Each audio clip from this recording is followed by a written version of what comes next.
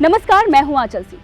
नुपुर शर्मा के बयान के बाद देश के कई राज्यों में दंगे हुए, लेकिन जब उत्तर प्रदेश में दंगा होता है तो योगी आदित्यनाथ का बुलडोजर चल जाता है और बुलडोजर चलने के बाद चीखें उनकी निकलती है जो दंगा करवाने में सबसे बड़ा उनका हाथ होता है। जी हाँ, प्रयागराज में जो हिंसा हुई उसका जो मास्टरमाइंड था मोहम्मद जावेद, उसके घर पर जब बुलडोजर चला, जब उसके साम्राज्य पर बुलडोजर चला तो चीखें बहुत दूर तक निकली और ये जो चीखें हैं ये दिल्ली तक सुनाई थी। जी हाँ, शाहीन बाग, सीए, एनआरसी और इसके साथ ही आपको बता देंगे कि हिजाब बैन, कैसे ये सब कुछ जुड़ा हुआ है और उस पर जब योगी आदित्यनाथ का डंडा चलता है तो चीख कैसे निकलती है और ट्विटर पर जाकर लोकेशन में लिंचिस्तान लिखा जाता है भारत की जगह। जी हाँ, भारत में रहते हुए भारत को लिंचिस्तान बताने वालों की विचारधारा क्या है, आखिर वो किससे प्रेरित हैं, इस पर भी हम बात करेंगे। किसको समर्थन करते हैं, किन आतंकी जो हमारे देश में रहकर हमारे देश को खोखला करने वाले लोग थे उनकी विचारधारा से सहमत रहते हैं और उन्हें सपोर्ट करते हैं। ऐसे विचारधारा को सपोर्ट करने वाली वो लड़की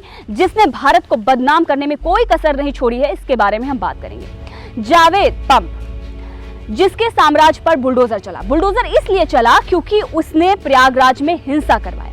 इमाम भी, जो इमाम था जिस पर कार्रवाई हुई है प्रयागराज में, उसने भी किस तरीके से लड़कों को यह बताया कि पुलिस वाले काफिर हैं और उन पर अटैक करिए। आप सोचिए, जिनके कंधों पर जिम्मेदारी होती है कि समाज में शांति बहाल कराई जाए, जो लोगों को समझाकर उनसे शांति की अपील करें, उन्हें समझाए बुझाएं। अगर एक कोई बयान दे दिया गया है, हमारे देश में संविधान है, कानून है, उसके तहत कार्रवाई होगी, लेकिन उसके बदले में दंगे करवाना, देश को एक ऐसी आग में झोंक देना जिसका कोई भी हल नहीं है, सिर्फ और सिर्फ उसे बर्बाद करने के लिए एक नैरेटिव सेट करना और पूरे देश में दंगे करवाने वाले ऐसे लोगों के बारे में हम बात करने जा रहे हैं और उन पर जो एक्शन हुआ है, उसके बाद जो चीख निकली है उसके बारे में।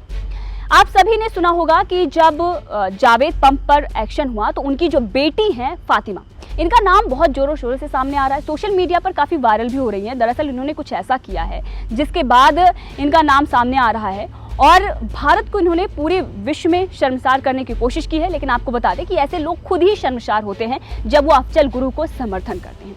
वो आतंकी जिसने कितने मासूमों की जान ली और किस तरीके से वो अटैक करता है और उसके बाद उसे हमारा जो न्यायालय है वो सजा सुनाता है, तो इन्हें ना संविधान में विश्वास है, ना हमारे न्यायालय में विश्वास है। तो ऐसे लोग कहाँ जाएंगे? जिन्हें देश के कानून पे ही विश्वास नहीं है तो फिर वो लिंचिस्तान लिखेंगे ही।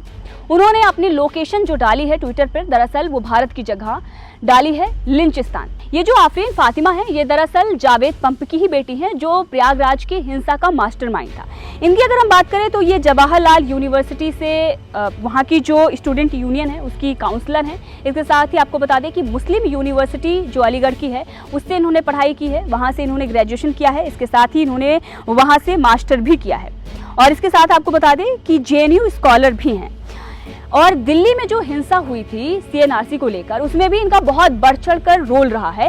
सीएनआरसी को लेकर इन्होंने खूब दंगे करवाए, यानी कि भड़काऊ भाषण दिए। आप सोच सकते हैं सीए को लेकर जो भड़काऊ भाषण दिए जा रहे थे जिसमें मुसलमानों के लिए कुछ था ही नहीं, लेकिन उसके बाद भी किस तरीके से हमारे देश के मुसलमानों को भड़काया गया। एनआरसी जो आया ही नहीं और उसको लेकर खूब राग अलापा गया, लेकिन वो जो था वो हमारे देश में जो घुसपैठियां उनके लिए था। अगर आप देश के नागरिक हैं तो आपको डरने की कोई ज़रूरत नहीं है। लेकिन उसके बाद जो इन्होंने डराया धमकाया, जिस तरीके से ये सड़क जाम करके बैठे हुए थे, दूसरों के अधिकारों को हनन करके, दूसरों के अधिकार जो थे उनको हनन करके बैठे हुए थे, वो आज सोशल मीडिया पर आकर ज्ञान देते हैं और भारत को बदनाम करने की कोशिश करते हैं। तो ऐसे लोगों की विचारधारा क्या है और ऐसे लोग कहां तक ये सरवाइव कर पाएंगे, ये तो आप समझ ही रहे हैं। जेएनयू जवाहरलाल यूनिवर्सिटी, जहां पर एक ऐसी विचारधारा है जिसे वामपंथ तो नाम दिया जाता है, लेकिन अगर अभी देखें तो एक गठजोड़ हो चुका है कट्टरपंथियों का वामपंथियों के साथ। जी हाँ, वामपंथियों के साथ कट्टरपंथियों का गठजोड़ इसलिए हुआ है क्योंकि वामपंथ जो है वो खत्म होने वाला है, उसका जो एक पैर है वो कब्र में लटका हुआ है, अब वो खत्म होने वाला है और इसीलिए दूसरे का सहारा ले रहा है। और ये तब तक जब तक देश में मोदी सरकार या योगी सरकार है। जी हाँ, योगी सरकार से जिस तरीके से खौफ खाए हुए हैं बड़े बड़े दंगाई, दंगा करने के बाद वो खुद ही अपना घर और मकान खाली कर रहे हैं क्योंकि उनको पता है, पूरा विश्वास है कि अब बुलडोजर चलेगा ही चलेगा। और इसीलिए जब उन पर बुलडोजर चलता है तो उन लोगों के दिल में भी दर्द होता है जो कहीं ना कहीं उसमें शामिल होते हैं, जिनके भड़काने पर ही ये दंगे होते हैं, जो ये चाहते हैं कि देश में दंगे हों ताकि ये देश तरक्की ना कर पाए।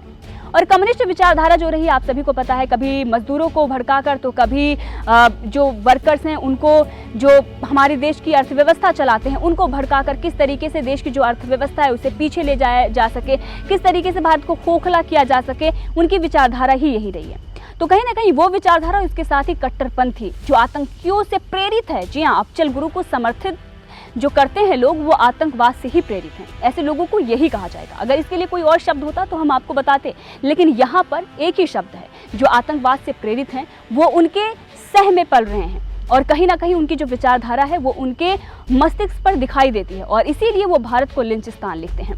इसके साथ ही आपको बता दें कि जावेद पंप जो है उनकी 2 बेटियां हैं और उन्हीं से है ये आफरीन फातिमा एक, जिन्होंने ये लिंचिस्तान लिखा है।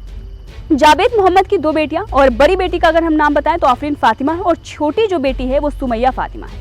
आफरीन को जैसे कि हमने आपको बताया कि ग्रेजुएशन के लिए अलीगढ़ मुस्लिम विश्वविद्यालय में उन्होंने दाखिला लिया, जहां से उन्होंने बीए ऑनर्स किया, उसके बाद उन्होंने एमए किया।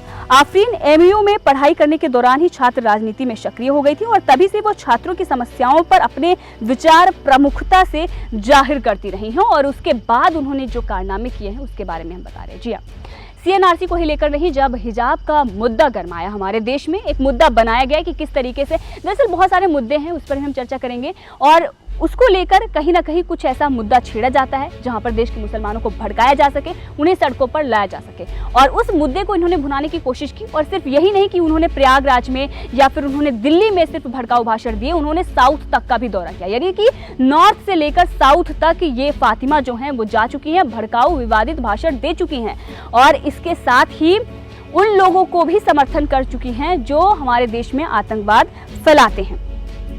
अब जब योगी सरकार ने बुलडोज़र चलाया तो इनको बहुत दर्द हुआ, क्योंकि भाई जो साम्राज्य इनका बना हुआ था, जो इनकी दुकान चल रही थी वो इन्हीं सब पर चल रही थी। किस तरीके से अपनी राजनीति चमकाई जाए और किस तरीके से देश में दंगे करवाए जाएं, आग लगाई जाए। तो ये फातिमा जैसे लोग हैं जो नहीं चाहते कि देश में शांति बहाल रहे और जब भी इन पर एक्शन होता है तब ये इसी तरीके के कि देश में जो है वो टॉलरेंस खत्म हो चुका है और तमाम तरह के ये मुद्दे लेकर आ जाते हैं। हिजाब का मुद्दा इसलिए भड़काया गया और आज नुपुर शर्मा को लेकर जो भी टिप्पणी की जा रही है, जिस तरीके से उनको धमकी दी जा रही है, दरअसल कसक है, दर्द है। बहुत सारे फैसले जो मोदी सरकार के द्वारा लिए गए हैं, चाहे वो राम मंदिर का हो या ट्रिपल तलाक का हो या फिर 370 का हो, वो मुद्दे जो सरकार ने वादे किए थे कि इन मुद्दों को सुलझाया जा सकेगा और उसके बाद उन्हें सुलझाया गया, सरकार के रहते ही सुलझाया गया। उनकी जो कसक है, उनका जो दर्द है वो अब निकल रहा है। छोटी छोटी बातों को मुद्दा बनाकर किस तरीके से आलोचना करना, लेकिन अब ऐसा नहीं चलेगा और इसीलिए योगी आदित्यनाथ ने दिखा दिया कि ऐसा कोई भी करता है तो उस पर एक्शन लिया जाएगा और इसीलिए फातिमा पर एक्शन लिया गया। फातिमा और उनके पिता पर जो एक्शन लिया गया उसके बाद से सोशल मीडिया पर लगातार ये भड़काऊ भाषण दे रही थी और उसके बाद उन्होंने भारत की जहां पर उनका लोकेशन डालना था, भारत की जगह उन्होंने लिंचिस्तान रखा है। अफजल गुरु को सपोर्ट करने वाली ये जो फातिमा है, अगर इन्होंने लिंचिस्तान रखा है तो ये कितना मायने रखता है ये आप खुद विचार कर सकते हैं। लेकिन ऐसे लोगों के लिए देश में क्या जगह रहती है ये भी आप कमेंट करके जरूर बताएं। और साथ ही योगी आदित्यनाथ ने जो बुलडोजर चलाया इस पर आपके क्या विचार हैं ये भी आप हमें कमेंट करके बताएं। और साथ ही जो इनकी पिछले कारनामे रहे हैं, चाहे वो सीएनआरसी को लेकर या फिर हिजाब बैन को लेकर जिस तरीके के उन्होंने भड़काऊ भाषण दिए, इस पर भी आप अपनी राय हमें दीजिए।